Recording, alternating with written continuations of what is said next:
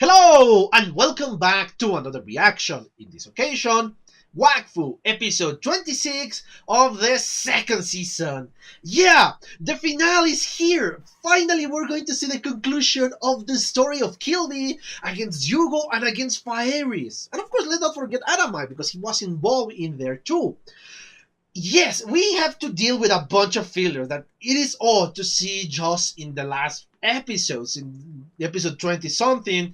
Yeah, it's weird and I don't know, it feels odd. But no matter that, we're finally going to see what is going to happen. Because, yes, this is a very exciting moment. We get a bunch of information that was corrected, comparing it to the information that was given by Qilby. Because, yes, all that information that Qilby gave us, now in this new state of mind, could be regarded as fake. Yes, probably most of the thing that Kilby said is fake. Yes, probably there is hints of truth here and there, but yeah, now that information it's kind of sketchy right now for me. So I don't know what is really happening with the Eliatropes. What happened to them?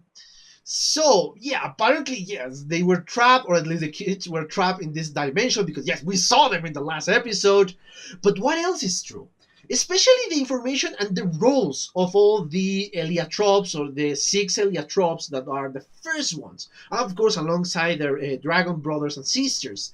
What is the real role? Because yeah, we were lied that actually Kilby was the king. Of course, that was not correct.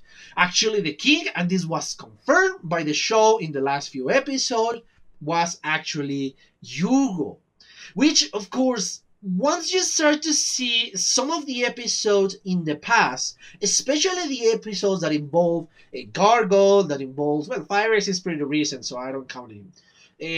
Especially those episodes in which Gargoyle is involved or Adamai is involved, it kind of makes a lot more sense.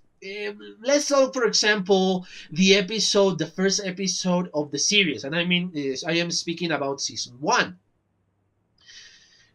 Why Gargle was so worried for this kid? Yes, he was one of his brothers. It was one of the original Eliatropes, but why he was speaking like he was the most important one?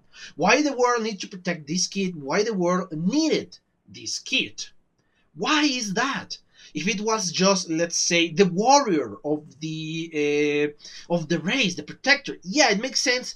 But of course, the king will be a lot more important. They will desperately trying to look for the king in this case.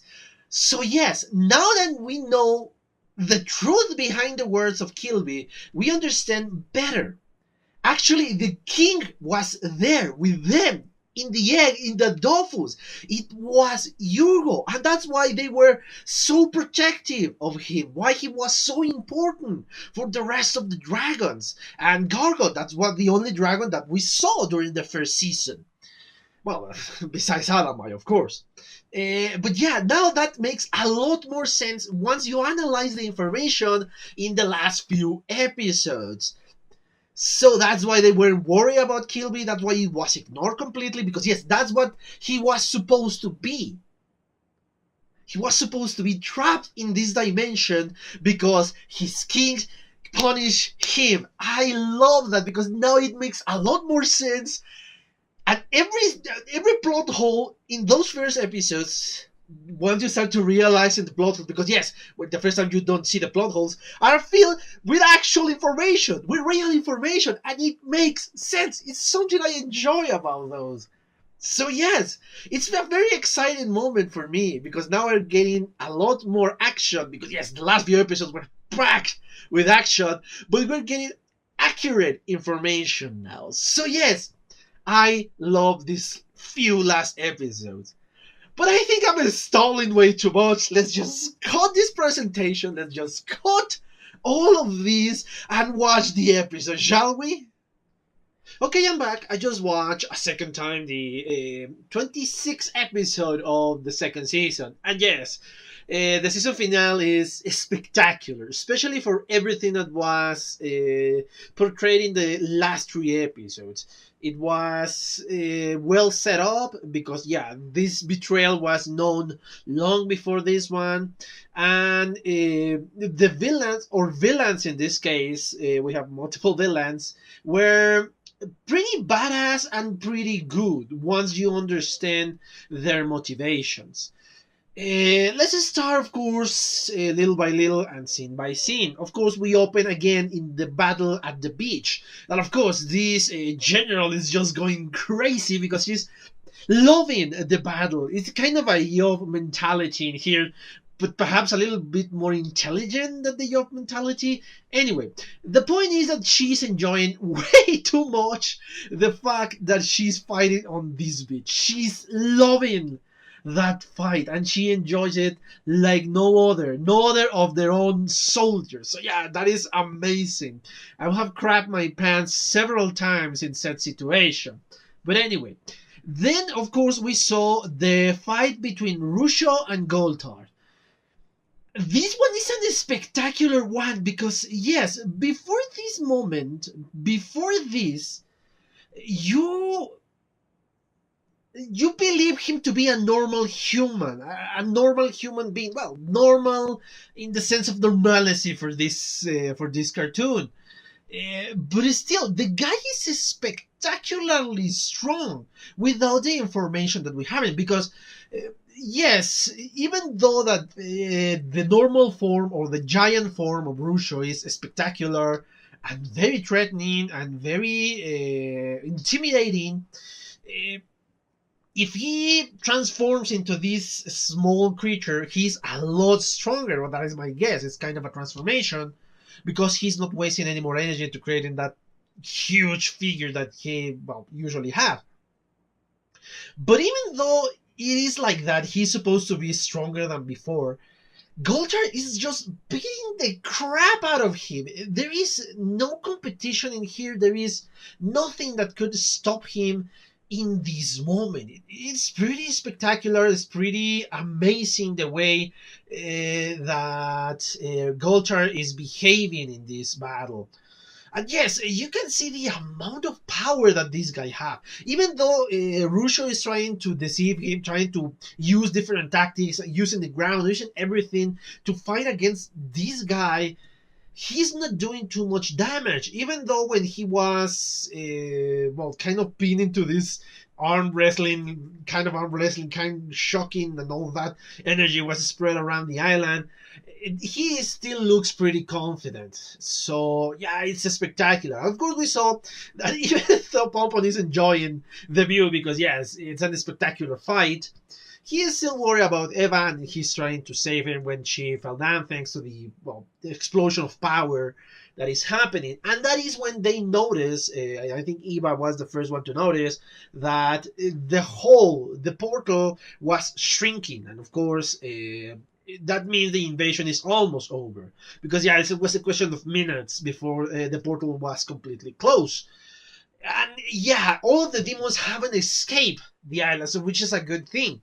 The only problem I have with that scenario is, of course, the fact that Goultard was still on this world. And if he wasn't defeated here, or if he wasn't thrown back to this huge portal to the original kingdom, I don't know what will have happened to this world. Because, yeah, Goultard is incredible. Well, yeah, he's incredibly strong too, but I mean, Rushu is incredibly strong. So yeah, it is kind of weird. And yes, I love the little humor here because, yeah, Pompon is still happy for the fight, so he still wants the rest of the demons to stay in this world so he can continue the fight and constantly fight, which is pretty ridiculous, but pretty in character for Pompon. So yeah, I like that little bit. I love it. And this is when Rushu discovered the full betrayal of Qilby, that he was just going to abandon the rest. He just cared about the dragon that he had to defeat, in this case Faeris, but he really didn't care. He just wanted to manipulate somebody else so he can stop the dragon, enough time for him to recover his Dofus. And yes, we again return to the fight between Rushu and Goultard. Even though he has tricks, even though this Demon King has his tricks, still Goultard is spectacularly strong, and he's defeating Rushu like it was nothing. And this is when we discover something I wasn't expecting. It's said in some few words that it's just spectacular, and I don't know how that happened, but apparently Goultard became the freaking god of the Yops. Is that something freaking spectacular or what?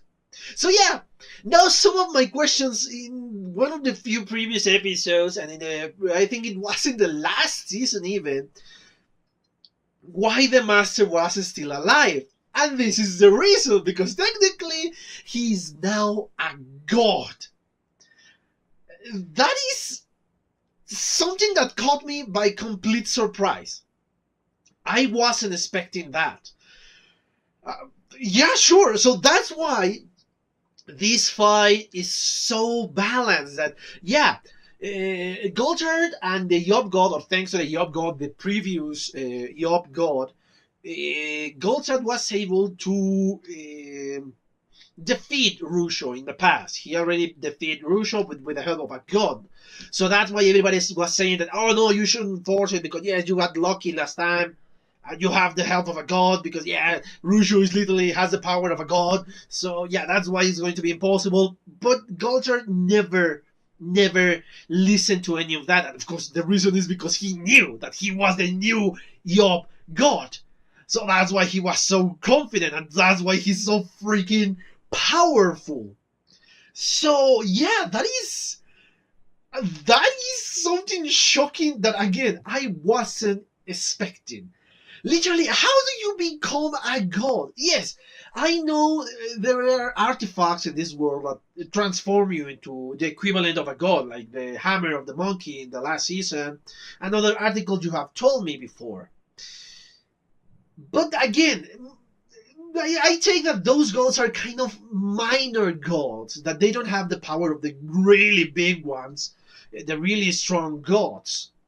So, how do you become one of the strongest gods in existence? One of the 12? How? Yes, again, perhaps I am misunderstanding the lore in this animation. Perhaps it's that.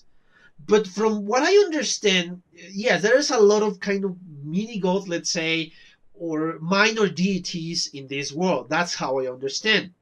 But the real important ones and the real strong ones are the 12, the 12 gods. I don't remember the exact name of all of them or the exact race that they represent and all of that. I do not remember.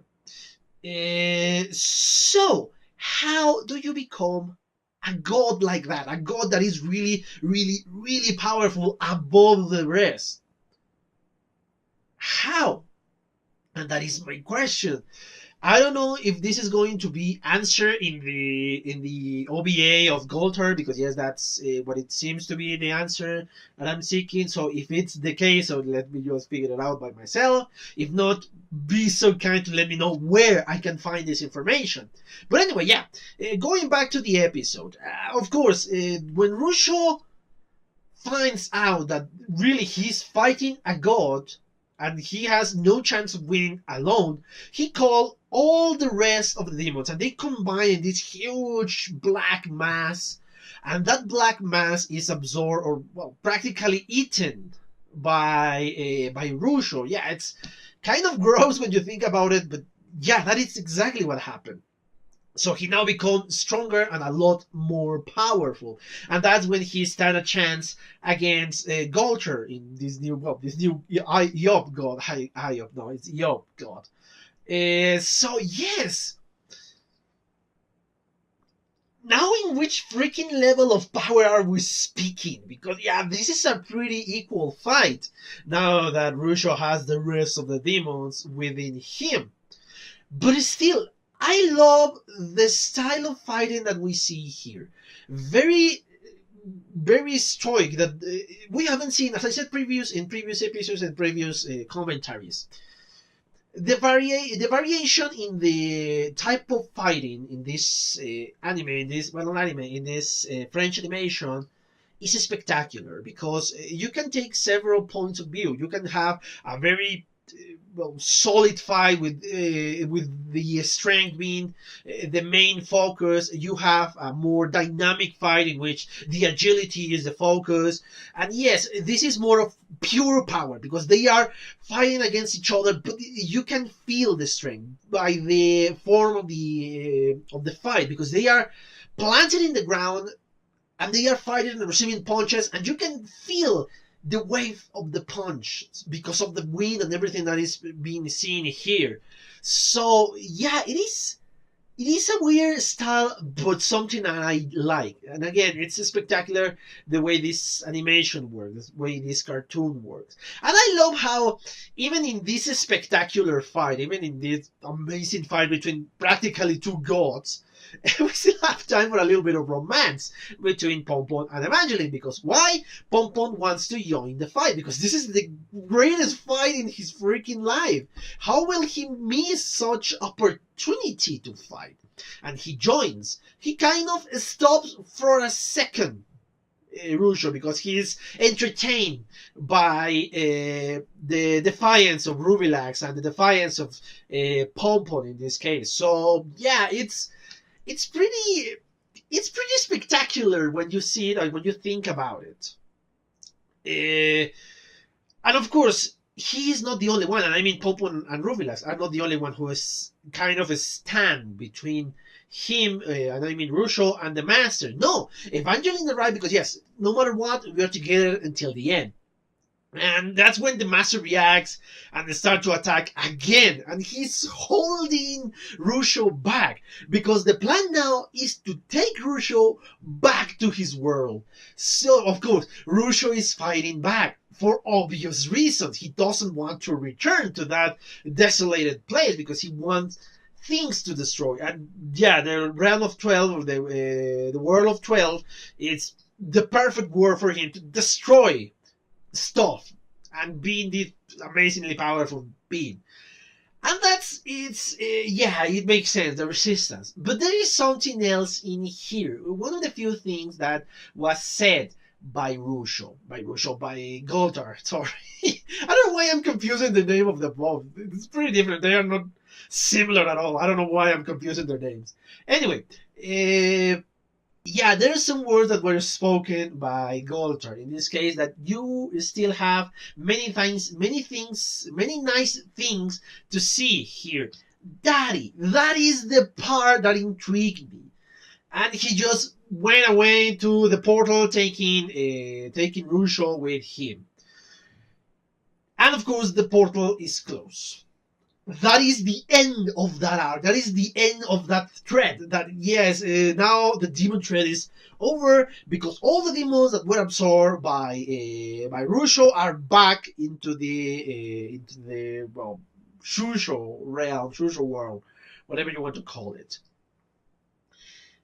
Of course, in this moment we're not addressing the daddy part. We're just leaving that there for a second, just enough time for you to think about it, but with something more spectacular so you don't think much about it. Yeah, and we return to the dimension in which the Heliotrope kids are hidden or are, well, whatever.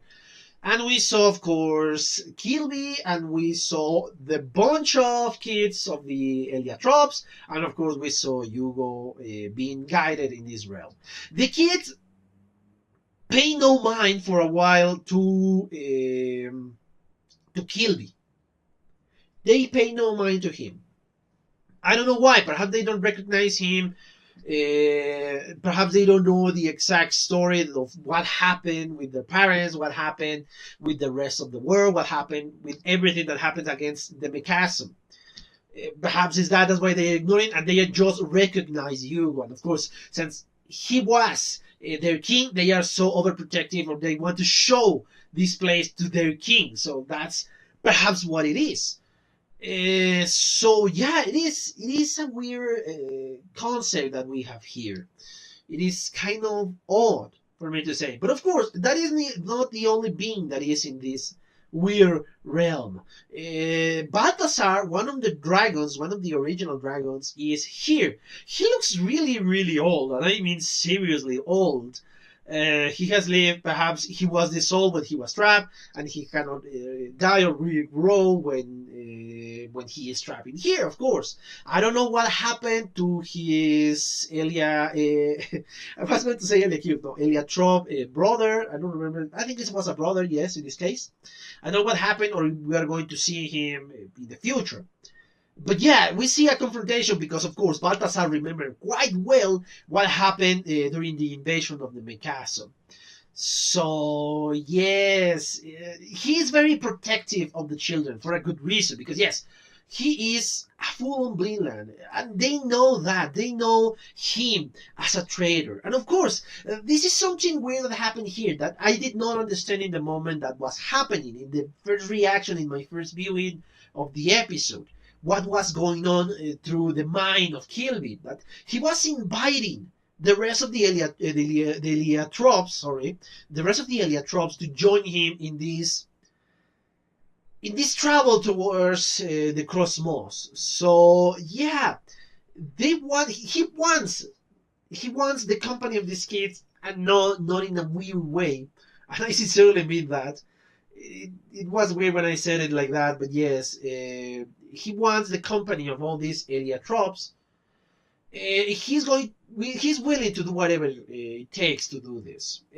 Of course, the kids are protected by Balthazar, but unfortunately, Balthazar is not much of a fighter, and he has been dealt with quite easily by one of the attacks of Qilby. This is when he's trying to cement part of the personality of Qilby. Of course, we're still seeing the defiant Yugo. We're still seeing the defiant Yugo trying to face against Qilby. And this is a very important moment. The psychological battle that is happening here. And yes, Qilby believes that he has all the answers in the world because, yes, he has so much knowledge thanks to all the knowledge or all the accumulative memories that he had from the past.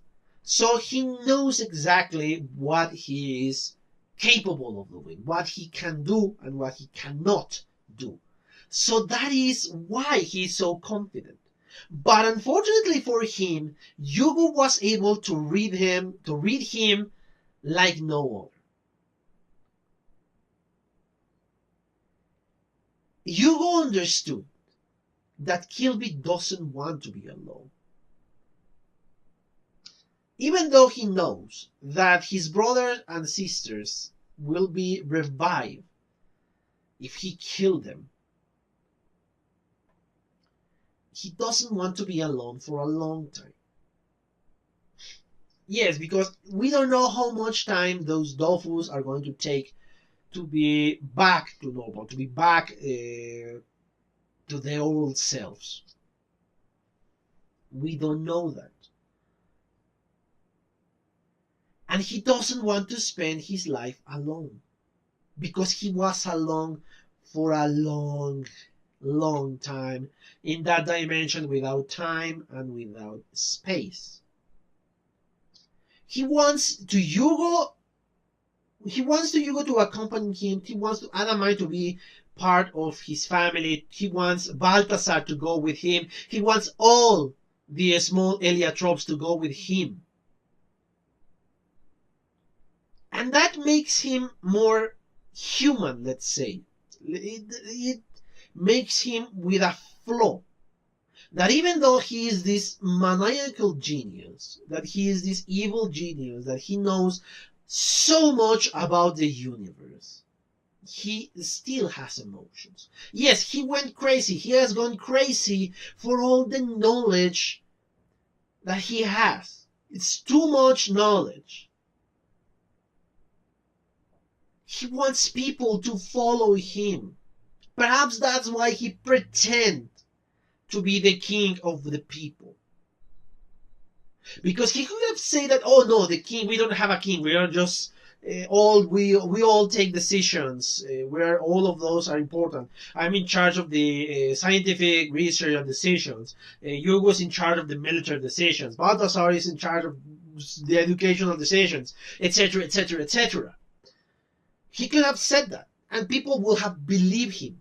But he portrayed himself as a king because he wanted the rest of the Eliotropes to follow him, to follow his steps, to be happy with his own people. Yes, he sacrificed a lot of lives, a lot of Eliotropes' lives in the past because what he believed he was in the right. And that is a major problem for Qilby. He doesn't want to be alone. And those years, perhaps this was not the fact before. Perhaps before his isolation of the rest of the world, the isolation of everything and everybody, made him change his mind. Perhaps before that, yes, he wouldn't care if the Eliotropes die or leave or whatever. But after that, after those thousands and thousands of years of being alone in that dimension, that's why he understood that, yes, he doesn't want to be alone. And that's why all the story that he said take that form, of him, the form of the king of the people. Because he could have said that, yes, again, if you find that plot in that reasoning, perhaps he could say, oh, but if he wouldn't have been sent to be protected in the dimension alongside with the kids if he wasn't the king. No, actually it would make sense. Perhaps Yugo, in this moment, in this alternative universe in which he created, in which he was the king, he wants to protect the knowledge of the Eliotropes. So, Qilby, go this place because you need to preserve all the knowledge that we gain as a race. So yeah, that's why you need to be there. Perhaps that is why Qilby created the story that he was the king of the Eliotropes. Perhaps it's that. And yes, we can see in the episode that this information of these words is pretty accurate. Because Qilby is furious. Qilby doesn't want to hear it anymore because he knows that Yugo is right. That he doesn't want to be alone. Even of the fact, yes, he's just so mad because of that. He doesn't have any defense against said words because he knows those words are correct. He knows. It's pretty interesting when you think about it. And of course, the rest of the Eliotropes, the little kids, are really saying, no, we're not going to take this easily and you're going to be defeated. Of course, they are kids. They are nothing, or they are not as powerful against Qilby because he's an adult Eliotrope for starters. And he has the power of the Eliacube on his side. So he just deals with the kid with no problem. But again, he's being careful. He doesn't damage the little kids too much. Yes, of course, they receive some kind of punishment, but it's still not that much. And of course, Balthasar, even he is old, he's trying to charge again. But of course, he is not a fighter. He is a reader. He's a person that wants to share knowledge, not to fight. So yeah, obviously he's not much of a problem for Qilby.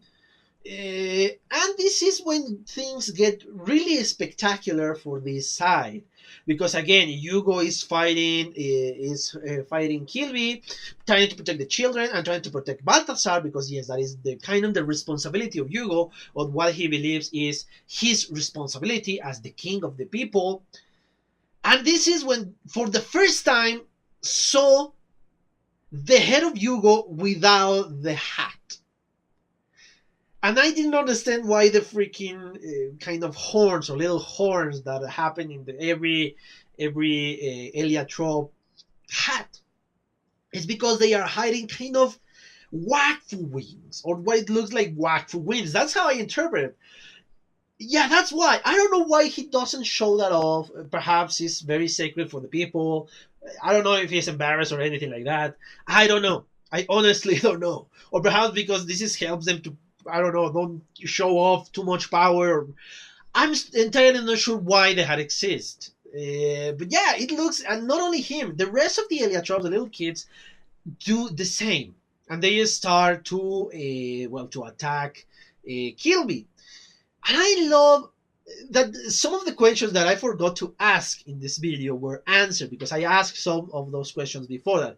The rest of the Eliotropes can do similar things of what Yugo can do. And the answer is yes, at least they can shoot the laser beams from the portals, of the combination of the portals, of the crashing of the portals, or whatever you want to call that. Yes, all of them can do that, even though they are children. So, yeah, that is the point. That is what it is about. That, yes, actually they can. The Eliotropes are a very, very powerful race when you think about it. But of course, Qilby won't surrender. He wants to go to the Dofus of his sister, but unfortunately for him, the rest of the Eliotropes shoot all the lasers from the planet, or I don't know what to call it, moon, planet, whatever.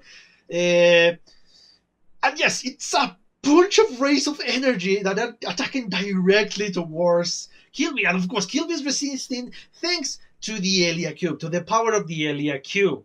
He runs away, but the kids are not just letting him defeat them. They attack and they form a massive, I don't know what to call it, ball of energy, because yes, they are moving like a Yugo move, creating several portals and moving very, very fast.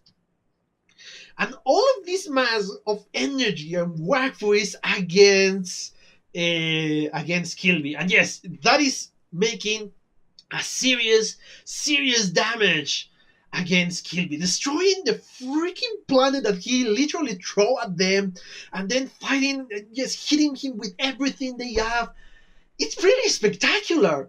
It's really seriously spectacular, and it's a good way to defeat this villain, because yeah, it would have been kind of weird for me to see just Yugo fighting against Qilby and defeating Qilby because yeah, he's protagonist. But no, actually it makes sense that he needs the help of the rest of the race that is still alive for him to defeat Qilby. It makes a lot of sense because yeah, again, he's an adult Eliotropes with a lot of experience and a lot of power thanks to the Elia Cube. Unfortunately, this is not it. Yes, it's a very spectacular fight, even when all the ball is formed. But unfortunately, Qilby knows what he's doing. He shoots a bunch of lasers towards them, a bunch of Wakfu energy towards them, and this makes them fell down towards the main planet, let's say. This seems to be, well, the end. Luckily for the rest of the Eliotropes, and unfortunately for Qilby, even his sister no longer want to be part of Qilby crazy plan. Because yeah, it's pretty crazy. And even she attacked Qilby. My guess, giving the final blow, because yeah, I don't think he was just fine after the attack of so much power. And this is when she gave the final blow, as I said. And she separate the Elia Cube from Qilby, taking the biggest advantage that Qilby had away, because now the Elia Cube does no longer feed Qilby, and he became again his normal form, his kind of pale skin form. And again, this is when Shinonome within the egg is telling him that he needs to stop. Yes, he did some awful stuff in the past, and this is enough. She can no longer be alongside with him, because she understood that everything perhaps they did, or only Qilby did, I'm still not sure about that, was awful. And she finally understood that. My guess is all the time that she was locked in that egg helped her to understand that. And after this, we understand the biggest problem with Qilby. And I don't mean as a character. The biggest problem as a person in this world, in this universe. That in the end, everything that he did was a selfish act. That yes, even Shinonome asked, is this worth it? All the things that we caused, or that he caused, was worth it? And the words he said, it was worth it for me. And that is the major problem with Qilby. Yes, you can feel kind of sympathy for him because it's a tragic moment in which he can remember everything and he wants to experiment new things by traveling around the cosmos. But the problem is, again, it's a very, very selfish cause that he's following because the only one who will enjoy all this traveling is him. The rest will be fine in another planet. We'll be fine if staying in another planet. But since he's the only one who can enjoy that, that's why he was worth it for him. Yeah, it is. It is an interesting character that said, yes, you didn't care about my happiness. You didn't care about the fact that I was cursed with this memory. You didn't care about my own feelings. You care for the rest, but not for me. And again, this just cements how selfish Qilby is. Yes, it's a tragedy. It's a tragedy that he can remember everything. But that doesn't justify the murderer of millions upon millions of Evria cubes or your own people just because you wanted to travel, just because you want something different for you. That is one of the selfish reasons to do something. Because yes, he started the war. How? I don't know. This is still not being clarified for me. But he started the war against a race, an entire race, so he can go away, or the race can go away to travel. Again, I don't know if he was locked in the first time. I don't remember, or if I remember correctly, I do not believe much about what is happening here. What is much happening in the past, because it was told in a perspective from a traitor, from a liar. So yes, he was punished again. But again, it's deserved. Yes, you kind of feel sympathy for the guy in the end because he wants to do something because he cannot escape his memories. But that sympathy is kind of ruined when you think the reason behind that is a complete selfish reason. He was willing to sacrifice millions of heliotropes just because he wanted to be happy. Just because he wanted the thrills of learning new things every time he revives, or every time he moves, or every time that happened. So yes, it's an interesting villain, to say the least. It's a very interesting villain. And yes, again, we have different degrees of sympathy. And yes, I'm comparing him to Nox once more. Nox is truly sympathetic because the reasoning behind that, yes, is his own happiness. Is the happiness of his family from a tragedy that he brings himself to him. But in the end, he knew if he succeed, all the problems that he caused will be resolved because he will no longer need to do all that stuff that he did.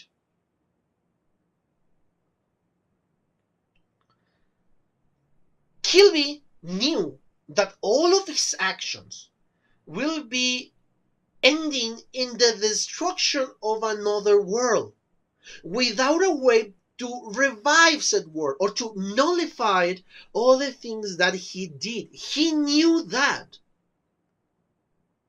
And he didn't care. Who is the bigger evil? I think is Qilby. Because again, a good villain is somebody that believes that he's doing the right thing. And he believes he's doing the right thing. For the most selfish reason, yes. But that is what is good about Qilby. And I mean good in the sense of a good villain. I like Qilby as a villain. I'm not gonna lie, Nox is still my favorite villain of the series. I don't know if that is going to change in the third season, but so far, Nox is still maintaining that trophy. And of course, Qilby is desperate, but he no longer has the power of the Elia Cube. And Yugo is able to control said power to send him back to the nothing dimension, to the black dimension, in which nothing happens, and he is completely alone. And this is when we truly saw the scared face of Qilby. That he no longer wants to be here. He knows that he's destined to be here because now he no longer has the power of the Elekube to get him out. And that is power that belongs to Yugo now. And he is abandoned in that place. That yes, it's a deserved punishment. Yes. It is harsh, of course, but it's deserved for this guy. For all the crimes, for all the lives that he took indirectly.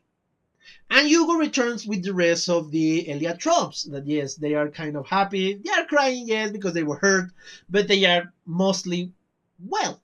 So it's okay. He returns and he gives back the Elekube. Because yes, the Elekube is way too dangerous to be in the realm of the 12. A lot of people will abuse the power because yeah, there's twice that been abused. So yeah. But the people is not ready to return to their to the realm of the 12 because yes, the realm of the 12 is not ready to receive them, and Yugo is not ready to rule them. So yeah, that makes sense because yeah, Yugo is still a child. He still needs a lot to learn. That yes, perhaps one day is going to be learned. Hopefully, yes, but not yet.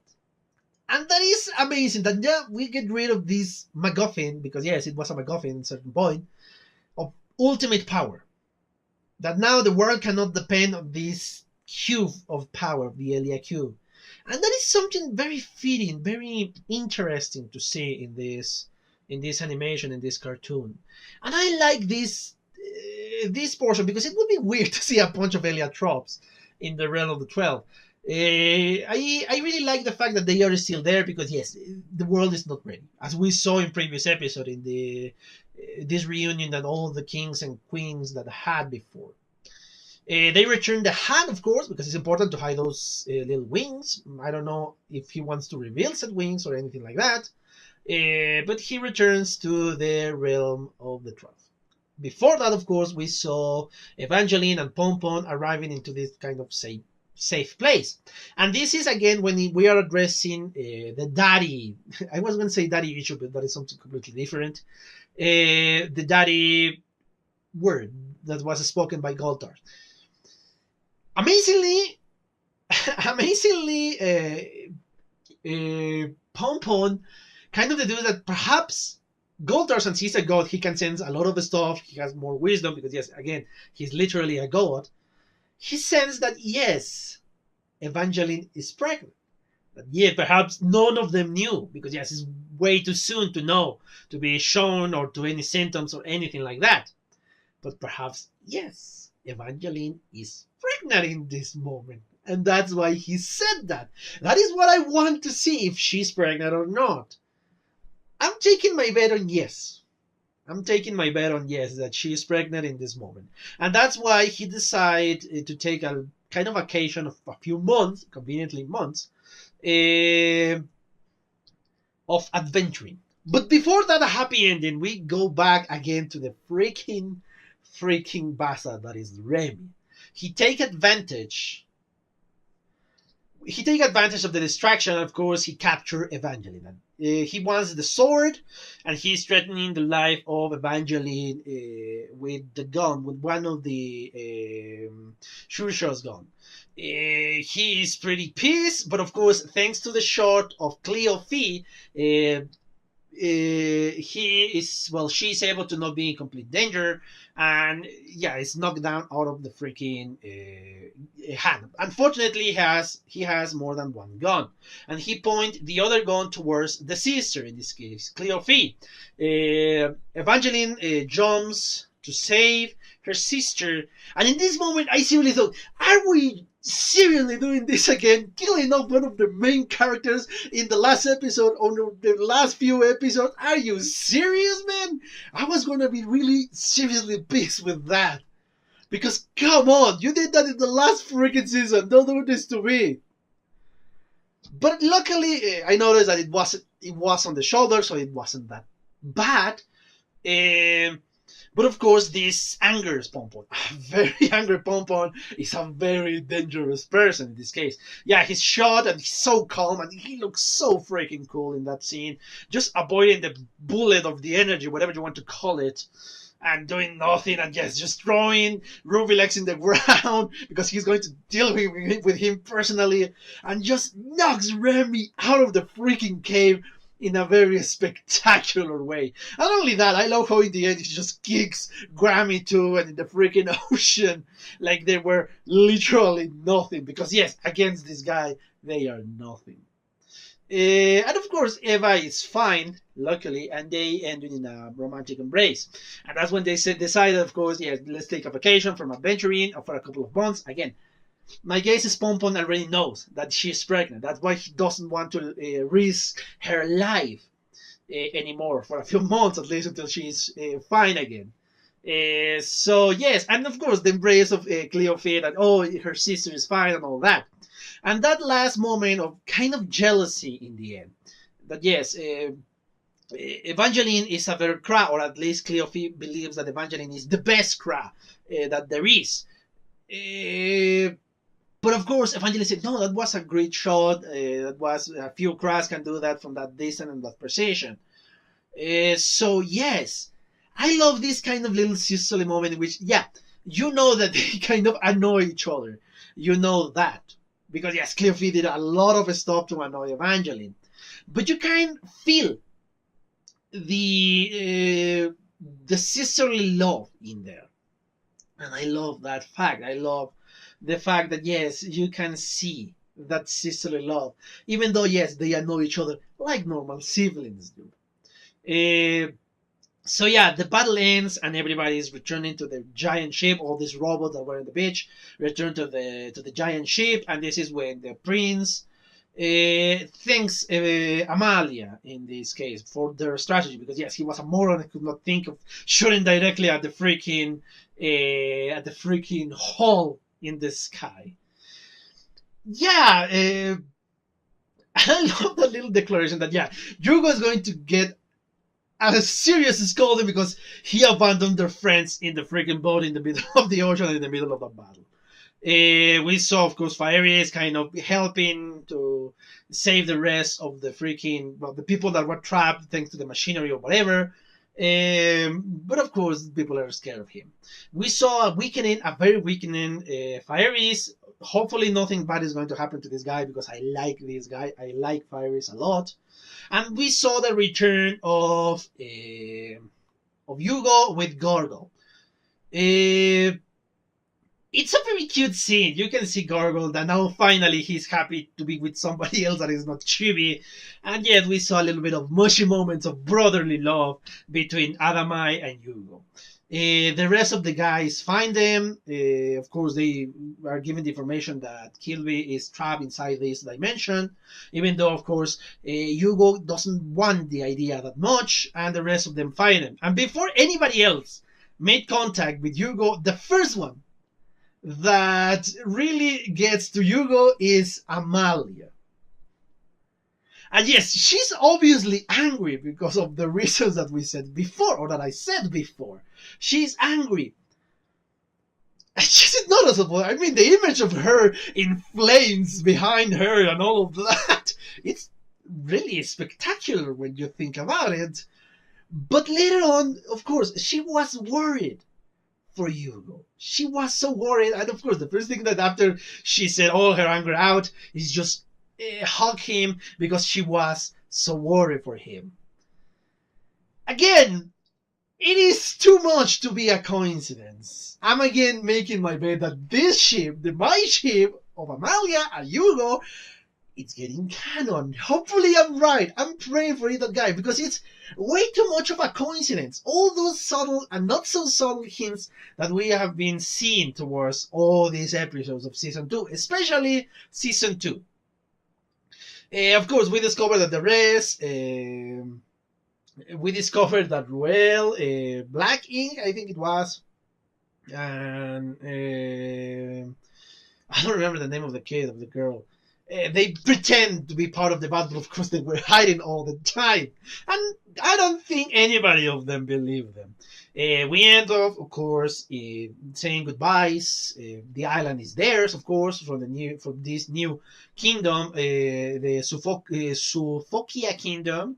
Recover the island, and of course they go away in their separate ways. Qilby goes with Blacking and his boat, and the rest of the original Brotherhood of Tofu goes with Fires in his dragon form. Of course, the last scene we saw is of Remy inside of one of those machines in the water. He's still alive alongside with his brother. Is this guy really immortal or something like that? Because he has really taken a beating over and over and over again, and he always returned.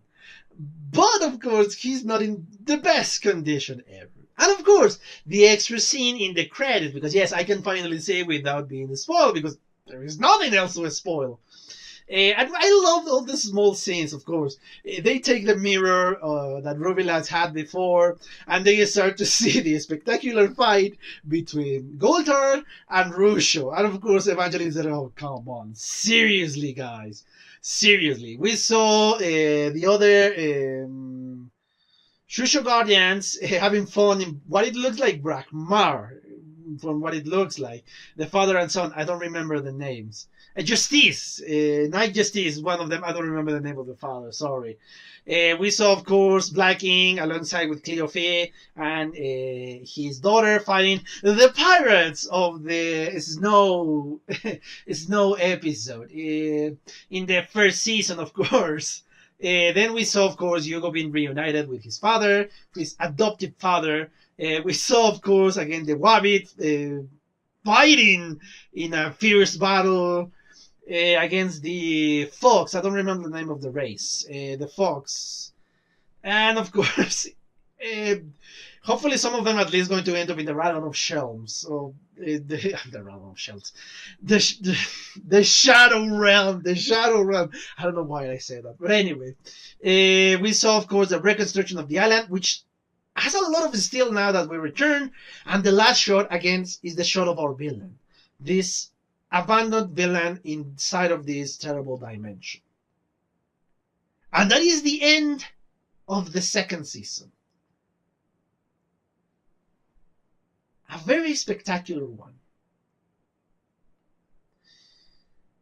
All the things that happen, even with the fillers, it is a much better season. Except for one detail. I still think, as you hear me say it before, that Nox is a better villain. Qilby is not a bad villain. It's a great villain. It's an awesome villain. He's threatening, he's malevolent, he's powerful. He's one hell of a villain, yes. But I still think Nox is a better villain than Qilby. The season is, in most of the regards, a better one. That is the only detail that is not better than season 1. That is the minor detail that keeps him from being the best season. I think still is the best season, only the small detail of the villain. And again, he's not a bad villain. He's an awesome villain. But Nox is much better, in my opinion. The animation is better. The fights are better. The conflict that was established towards all the season is so well done. Hell, even the fillers are better. Yes, we have so much filler in this season, especially in the last few episodes. But it always, most of them gave you something else. Give you character growth and dynamic growth. That's why I think these fillers are better than first season fillers. Yeah, I really like it because the expansion of the lore in this second season is amazing. It's spectacular. and all the things and betrayals. And yes, again, once I discovered the twists and turns of these, it's very spectacular. Again, in the first season, we knew who the villain was, and that is not something bad. But in the second villain, the writers really did an excellent job writing our villain, writing Qilby. Because in the first moment that you meet him, you don't suspect that he is the villain. And once I discovered that he was the villain, seriously, it caught me by complete surprise. It is spectacularly good. So yes, I love second season, and I cannot wait for the third one. But yes, I'm gonna watch the OVAs. Don't worry, I'm gonna watch that because yeah, you have told me that the OVAs are kind of the season 2.5. So yes, I'm gonna watch them, and of course you're going to see my reaction to said OVAs. But yeah, I think I really exhausted the topic of this episode. I think I'm going for an hour of commentary. I think I'm close to an hour. So yeah. Thank you so much for joining me in this second season of Wakfu. It has been a spectacular ride, an awesome ride, and I love every single minute of it. And I hope you still join me in the OVAs, and of course join me in the third season, because yes, I promise, it's coming, because I'm not going to waste this great animation and everything that's been said in just abandoning the series. No, of course not. So yeah, thank you so much for your attention. Thank you so much for following me during the second season, and I cannot wait for the third season. See you then, guys. Bye. Okay, I hope you enjoyed that video, and yes, thank you so much for your attention, guys. And as always, if you want to leave a comment, that will help me a lot more. If you want to give me a like, that will help me even more to get on the top of the recommendation for YouTube. And if you want to share this video, that will help me even more. So yeah, thank you so much, guys. Thank you so much, guys, for your attention. I hope you enjoyed the video, and yeah, see you in the next one. Bye.